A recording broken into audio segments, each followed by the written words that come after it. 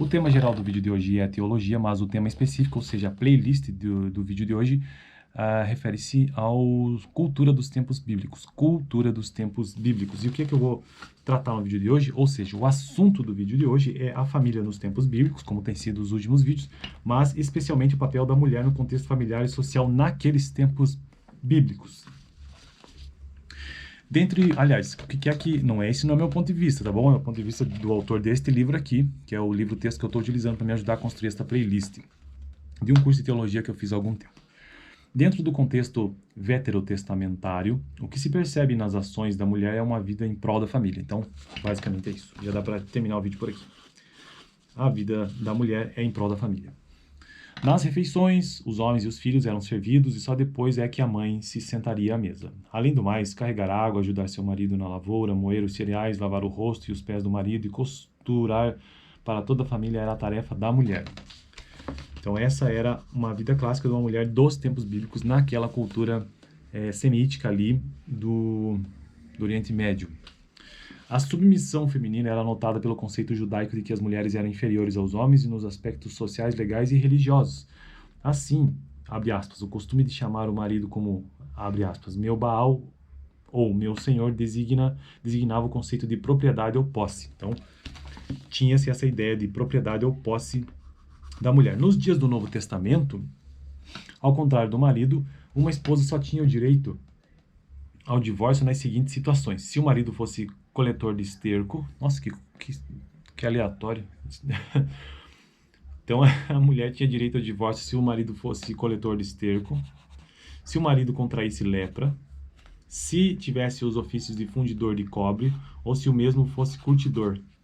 Caramba! Será que isso é verdade? Bom, tô crendo que sim, né? Para sair de casa, e isto só quando extremamente inevitável, a mulher tinha que ter o rosto coberto com um véu. Não falavam com estranhos, principalmente se o estranho fosse professor.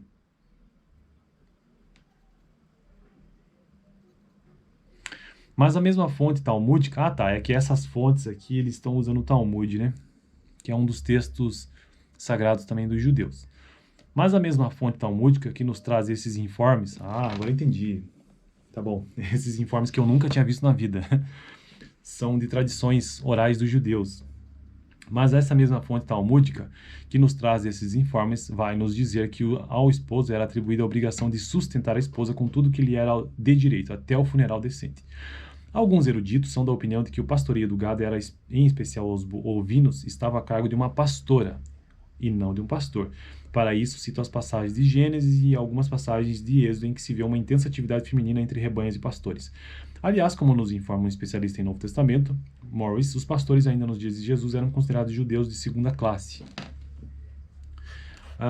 Como classe, os pastores tinham má reputação. A natureza de seu emprego impedia-os de observarem a lei cerimonial que tanta coisa significava para as pessoas religiosas. Mais lastimável era seu infeliz hábito de confundir o meu com o teu ao viajarem pelo interior afora. Não eram considerados fidedignos e não lhes era permitido dar testemunho nos tribunais.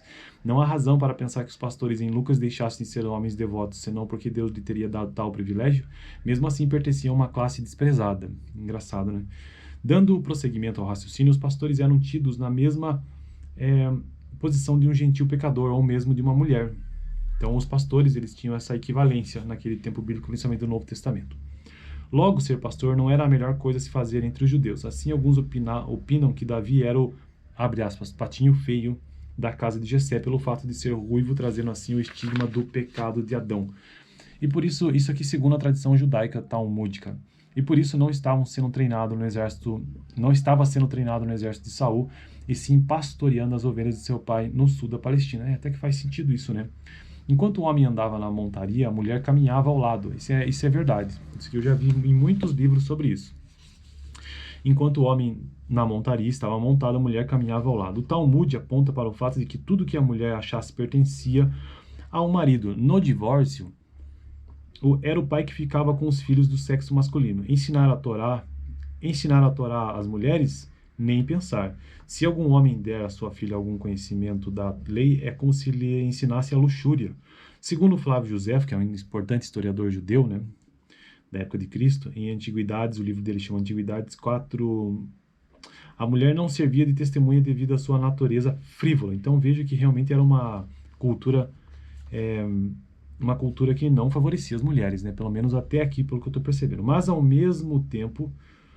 mesmo que a sociedade de então impusesse essas condições de inferioridade da mulher, dentro de uma família israelita, ela era tratada em condições de igualdade como pessoa e mãe. E isso atesta alguns textos bíblicos. Então, realmente a mulher, no contexto bíblico, nos tempos bíblicos do Oriente Médio, vamos falar ali de talvez 1000 antes de Cristo, eu não sei dizer uma data, porque eu tenho que ver os textos mais antigos da Bíblia, mas que sejam ali de... Qual que é o tempo de Abraão que agora me fugiu?